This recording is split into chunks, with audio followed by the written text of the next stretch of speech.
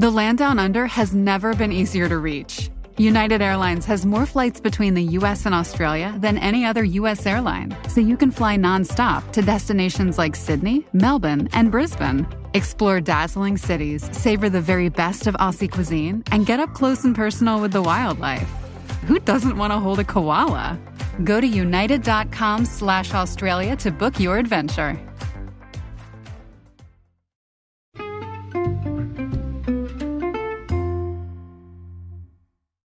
Hi, everybody, and welcome to this episode of the Dr. Psych Mom Show. Today, I had a reader request about his toddler, who is very sweet, happy little child, but does not want to eat as many things as he used to eat, and they are worried that he's not eating enough and of enough variety, and are there ways to increase the variety of what he eats?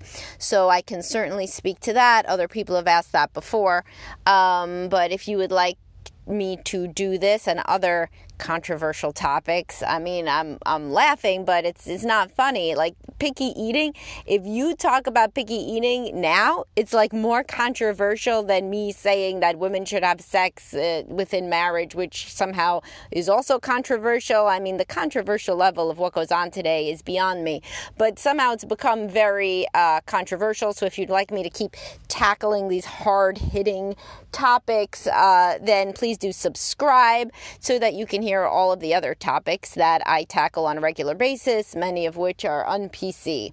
Apparently, this is an un-PC one because of the anger. And if you're a man, half my listeners are men. If you're a man married to a woman, then you do know this probably. But the idea that kids should do anything they don't want to, as I've discussed so frequently, is a major touchstone of controversy in today's parenting groups. So the idea that anybody would ever try to change a picky eater, except very secretly using, they're now actually consultants for picky eating. It's hilarious. So like whatever I tell you here is what they do, but they like smile a lot more and you pay them.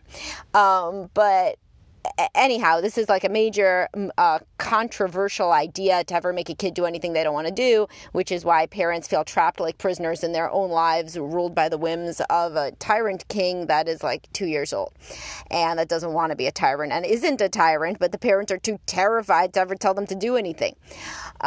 So if you would like me to keep on talking about these, to keep going there, that used to be the tagline of Degrassi. Degrassi High, it goes there, because it would talk about sex and stuff like that, and like children dealing with like real world concerns. So if you'd like me to keep going there, then please do subscribe so that you can hear all of these interesting, mind-bending topics. All right, so picky eating with your toddler. So many people experience this sort of anxiety. I would say it goes without saying, it's your first kid. I would imagine, I'd be shocked if it wasn't, because then you start to feel like they're going to starve to death if they don't eat as much as they ate when they were a baby. They were growing super much. Remember this.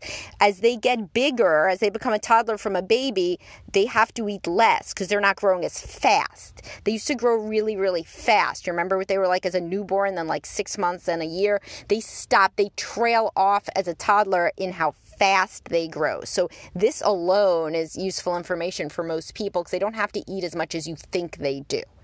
So you're not allowed to say this anymore, but don't tell anybody. They do eat when they're hungry. Don't share that one. They do. Like people are like, what about the kid with sensory issues that would starve to death if they didn't get chicken fingers? Listen, I've not seen that. That is nothing that I've seen. What I've seen is the parents buy chicken fingers. The kid likes the chicken fingers, and if they make a stink, they get the chicken fingers. This is pretty easy to understand behaviorally. There are certainly children that do not like the texture of certain foods. They usually do not like them because they have not been exposed to them frequently enough, and they have too many other options. Nothing has to be everybody's favorite, but this whole picky eating epidemic was never really an issue a couple generations ago. So nobody has grandparents that say, there was this one time my sister starved to death because we were all eating around the dinner table and she refused to eat anything ever and then she just died. Now, that doesn't happen. It doesn't happen now either, quite honestly, because as I said, the kid eats when they're hungry. But it didn't even used to be an idea that people would have different foods at dinner. So the first thing to do is to get rid of this idea, because having the kid eat separately, the whole day you're following them around. Do you want to cut up grape? Oh, no. Okay. Well, do you want this biscuit? No. Oh, all right. Well, then how about, do you want this apple slice? No. Okay. So the whole day you're saying basically the world is your smorgasbord. I exist to feed you tiny tidbits of things that you love to eat more than other tiny tidbits of other things at that given moment based on your whim. Check me out. I have 15 Ziploc bags of all of these things in my purse because I'm a great mom. And I'm not, I'm joking around. I'm not accusing anybody of being like a crazy parent. This is what our culture does. This is like normal. Like if you go to a mom's group and you don't have like 2 types of snacks available, then you're going to feel like a weirdo. But just because something has taken over everybody's brain does not mean that you have to drink the Kool-Aid, right? So the more choices your kid gets for food, the more they're going to pick. They're not a moron. Like, they get to pick. You give them 20 options. Think about it. Basic social psych research shows this is true, so you don't even have to think about it. But the more options, the more unhappy people are with their choices and the more they regret them. They've done studies that show if you offer somebody 30 kinds of cereal and they pick one and then they rate how good it was, they rate it lower than if they had 2 types of cereal to choose from, or 3, I forget. Because they're thinking, oh my God, I made such a bad choice. There could have been all those other better flavors. And you know this if you've ever gone to one of those ice cream stores with like 1 million flavors, and then you're always like, man, I really should have tasted the other one first. I really should have stood there like even more of a dick and like tasted like 100 of them while the line backs up behind me, because I then could have gotten the perfect experience for my taste buds, and now I deeply regret it. So these are obviously hashtag first world problems. As are so many of the ones I discuss. But the point is here, the more choices your kid has, the more unhappy and difficult they are going to be with what they eat. Also, as I said, if the whole day they are getting their special foods on their special schedule, then of course they think it's all about what they like. That's the whole point. However, how do you counter this? Family dinner and family meals. We all eat the same thing at the same time, and that's a positive time for our family. Right? So if dinner time is mommy, daddy, and your toddler eating all together, and he gets a little plate of what you eat. This is what I've done always with my children. And I don't eat this because that's not in the culture. People are so big on accepting cultures, right? And different cultures. So nobody would say that you would go into a Japanese home where they are eating sushi and instead everybody should have matzo ball soup because that's a Jewish culture thing. Like that would be considered like super bad for somebody to try to inflict their culture on somebody else's culture. It's understood that children grow up eating whatever their culture eats, and that is normal, and they don't have to be offered things from other cultures because that's culturally, this is their culture. You see my point, obviously. So make your own family culture. Whatever the hell you eat is your family culture. That's your family meal. So if you and your spouse are eating tacos, the baby gets a little taco. If you're eating a salad, the baby gets a little salad, etc., etc., etc. This stops you from being a short order cook. There doesn't have to be chicken strips, chicken nuggets, whatever the hell you're eating that you mentioned that the baby doesn't eat anymore. Just they get a little version of what you eat. And if it takes them 2 days to not eat much, guess what? Homeostasis. They're going to make up for it by eating more the next couple of days. So at 2017, my family went vegan. My daughter alerted me to the animal issues and the ethical issues with it. And I looked it up, and she's lo and behold correct. And I should have looked into it more, honestly, previously. There's this is a tangent. I myself was a highly sensitive kid, not raised in an environment where that was good. And so when I brought up the animal cruelty, as so many highly sensitive kids do, I was told to be quiet. And there was really no option on exploring that further. So then when my kid comes to me, I was like, all right, well, I'm going to, look into this again. And lo and behold, factory farming, et cetera, et cetera. And she's pretty much correct from my perspective. So we became ethical vegans, right? And did my kids ever skip a meal? No. We ate dinner. Dinner is what I make for dinner. We eat dinner. If you don't eat dinner, you're going to be hungry. So you eat dinner. There's not problems with eating dinner. Just like there's no problems with kids usually eating their lunch at school because it's their only option. Just like there's not problems with kids eating lunch when they go to boarding school or usually to another person's house or to grandma's house for Thanksgiving or whatever. When there is one option, kids eat it. Do they eat everything on their plate every time? No. Should they? Probably not. Because most parents put too much on the plate out of anxiety that the kid will be hungry. So so when I'm talking about these people that get paid to tell you the advice that I do, they may dress it up a little bit more. So they say, well, we're going to do, people get paid money for this. So if anybody's looking for a career change, what we're going to do is we are going to introduce some new foods that build on the foods that Jimmy already eats. And we're going to do it in a super positive environment. And basically what they do is create a culture where we eat new foods. Now, this sometimes parents have to look in at their own behavior because they are very picky eaters. Most picky eaters come from picky eater parents. So when the kid says, no, I don't want to eat this, the parent thinks, oh, well, I don't want to do it. I don't want to do either. So, I get it. And instead they don't think, what in my life doesn't go well because I'm so picky in various regards? I saw a synonym on one of these websites. I was just Googling to make sure these people exist, and I didn't have a dream about them and that they actually are real, because I think somebody mentioned them to me in a session once, getting a picky eating consult for the kid. Anyway, it's also called anxious eating. So that is great. I hope that it really starts to become anxious eating because it's true. It goes with anxiety. And as I said in my picky eating metaphorical podcast about how picky eating is bad for your relationship, the picky eating people that I see, it always goes along with picky about many other things, including, guess what? Sex, another physical activity that requires texture.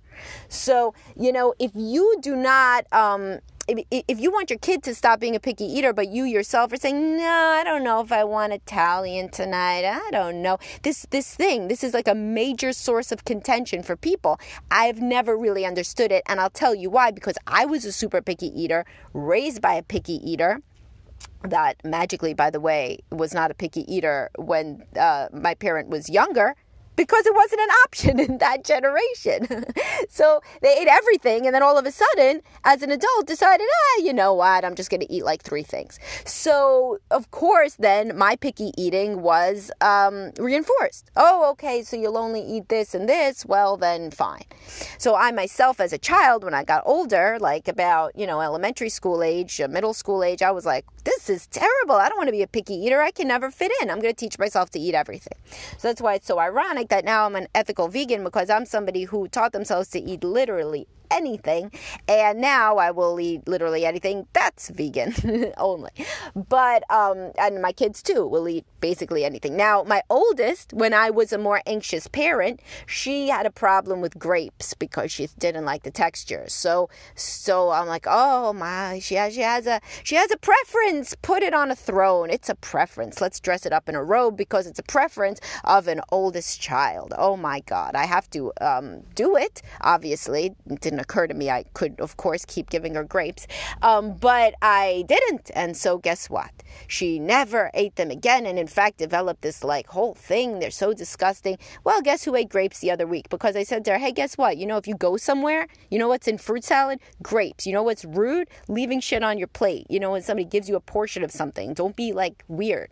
And you gotta fit in, eat people's food, So she went and she ate some grapes, and she looked a little grossed out. And then she's like, hey, look, I did it. I did it. I ate them. I said, good job. And so thus phobia was eradicated. And sometimes, as kids get older, they'll understand this. Oh, don't be picky. People kind of don't like that. People like people who go with the flow. People like people who can eat at any restaurant. But going back to the thing, when people are like, oh, my wife, so many guys say this. It's so funny. There must be guys that act like this, but I never hear about it. But guys will be like, I'm always asking her where we're going to eat. And she says, anywhere you want. But then I say Italian, she says no. Then I say Indian, she says no. Then I say Japanese, she says no. And then I say all of these things and she says no. Well, guess who's perpetuating the picky eating with your kid? I'll give you no guesses. It's her. She's so picky, right? And what is even going on with that? That should be a podcast in and of itself. If nobody should be wasting the one life that they get arguing about what to eat. Directly communicate. The one who's the pickier can just say, I will only eat this sandwich. So we can be done forever because I will only eat this sandwich every single night, and I will take this sandwich in my purse and eat it covertly while you can enjoy a range of other cuisines. Or I could just eat shit at restaurants and focus on the atmosphere and the date, which is, of course, what I would say is the healthier, more flexible, more relationship-friendly way to operate. So the number one thing, as I always say, is kids don't do what you say, they do what you do. So if there is any culture of pickiness or putting your preferences on a pedestal at home by either of the parents, then what's the kid going to learn? The same stuff. They're not stupid. They learn what to do from you. So if you want to get rid of picky eating, eradicate any picky eating in your house. Have it a culture that we try new foods all the time. Constantly we try new foods. Whatever's on the plate, mommy or daddy made for us, and we eat it. And you say, this is great to your wife if she cooked it, and she says, this is great to you if you cooked it. And then the baby learns to say, this is great too. Because it's what my kids say, because they hear somebody say it. And also, you can also say that. You can say thanks for dinner. They say, thanks for dinner. Parents, again, this so wraps up into all of my other podcasts about parents who let their kids treat them badly. There's so many parents feed their kids things. Not only do they feed them what they eat themselves, they make a special meal. They hand it to the kid and the kid has a complaint. What? That's so rude. You say, thank you so much, mommy, for making me this special food. Jesus Christ, if you go out of your way to cook a special meal, at the very least should be a lot of appreciation from a child at the age that they can speak. But anyhow, and that should be for cooking at all, because you don't have to do that. You could sit and eat cereal in front of the television, but you are getting up and making a nice meal for your family, then everybody should say thank you so much. And if they don't know how, then you cultivate that. You say, oh, I made you this food, so please say thank you. And that's teaching manners. That will be very hard for anybody, by the way, with low self-esteem that was raised by, in a home where they were taught never to have any needs or never to think too highly of themselves. They will have a lot of difficulty telling a child to be nice to them, but you need to start now. Otherwise, your child's going to turn into a raging narcissist. And you need to value yourself and respect yourself and your efforts, and then teach your child. Say, thank you for this meal. You don't have to love the meal. Who asked you? This is nutritious food. Eat it. This is our meal. We enjoy our meal together. The major thing, by the way, isn't the food. It's the conversation and us all being together as a family. And don't give them snacks, by the way, very pragmatically. Do not constantly. This is the funniest thing. People are like, oh my God, my child didn't eat dinner. I'm so scared. They're going to die. They're going to starve. Oh, when did they last? When is dinner? Dinner's 6:00. When did they last finish their snacks? Oh, they finished their snacks at 5. When did they start their snacks? At 2. They've been eating. They have been eating all afternoon. Unless they are being fattened up to be a veal, there is no need for this. How in the hell is a 2-year-old, 3-year-old, 4-year-old, 5-year-old, any year-old body going to be hungry for dinner if they're eating the whole afternoon? I'm not. Let's just be reasonable. So we need to cut down some of the snacks. I look at pictures of my oldest daughter when she was a baby. Her face at some point got completely round because I was overdoing all of the snacks out of this anxiety that for one moment in her life she could experience a hunger pang. Don't be scared of hunger. We're not talking about actual hunger here. We're talking about a hunger pang that indicates to the body a very healthy need to eat. There are children, I believe, that come of age never having experienced a hunger pang and then being completely dissociated from the basic feelings within their body because their parents have never let them go without a snack for long enough that they experience a hunger pang. So anyway, if you want the real practical advice as a TLDR from everything I've told you, dinner is a whole bunch of food that everybody eats some of, on their plate, right? So the kid gets the same thing as you. Don't stress about what off of that plate they eat. All of it should be nutritious. If you're serving it, it should be nutritious. And they eat. And if they don't eat, they don't eat. If afterwards they're hungry, they get some more of dinner, because that's what dinner is. It's the last meal. If you're snacking constantly after dinner, this is not good. In general, this is usually comfort eating. So you got to get rid of that at some point. It's also real bad for your teeth, to be eating all night. Usually that means, and I know this from growing up in this kind of house, that the toothbrushing gets endlessly delayed because the kid is eating and eating and eating, and then frequently kids don't even brush their teeth at night. So they're going to sleep, having had snacks and snacks and snacks and snacks after dinner. And then not brushing their teeth, which leads to dental problems. It did for me. It does for a lot of kids. So if you want to make it kind of basically a 3 meal a day and 1 snack or 2 snacks because it's a little toddler house, you can do that. And then the kid will actually be hungry for meals. And the entire point of meals is to come together as a family and eat together. The same thing. That is what a family meal is. And if you make that the culture, and you stop stressing about the kid getting the protein or whatever, kids, if they are exposed to food enough times, they will eat it, and they will not even think about it. It will be an obvious thing. Just like they don't decide, people don't tell me, my child decided that they're going to sleep on the table because, it's an option. No, it isn't. They sleep in their bed. That is the furniture allotted for their sleep. There's no kids that are wrapping themselves up and sleeping on the dining room table, unless, of course, they saw a parent try it. And then, much like picky eating, they would decide that seems fun, and I will do it myself. So if either you or your spouse are picky eating, stop. Everybody eat the same thing together and make family meals a thing. And I promise you that this will become less of a problem in your household if you can stick to it during the 2 days that your kid doesn't eat very much for dinner. And after that, their body says, oh, I'm hungry, got to store up more, and they will eat the food. That's kind of how it goes. It goes like that for me, goes like that for many parents. It used to go like that for generations. Millions and millions of people did not ever cook special meals for their kid. Their kid ate some more of the things that they like and some less of the things that they didn't, and overall ate with the family at night. I've also worked, by the way, with kids who do have special needs, started eating 5 things, ended up eating all the things, dozens and dozens and dozens of things, just because those were not offered. Because when a kid says that they don't like it a couple of times and does the anxious eating where they won't try it, where they act like they have a gag and all these things, then the parents decide never to do it again. Much like any other fear, that's what perpetuates it and keeps it going, is when you let a child's fear dictate what they try. Don't ever let a kid's fear dictate what they try. People could have preferences. You could like one thing more than another, but if a food scares you, then that needs to be treated like a phobia. And you could find one of these picky eating people. You could go to a child psychologist, or you could try to use these principles of exposure therapy yourself, cultivate a positive, happy, we try everything, we have meals with multiple ingredients, culture in the home. Everybody stop doing their own picky eating in front of the kid, or probably at all, and try new things constantly, acting as though it's the same as your kid has a swimming phobia. If your kid has a swimming phobia, you don't stop taking them into the pool. You go to the pool more and more. You start small and you get bigger with what they do at the pool. Anyway, I hope that this helped you, and I hope it helps some other people.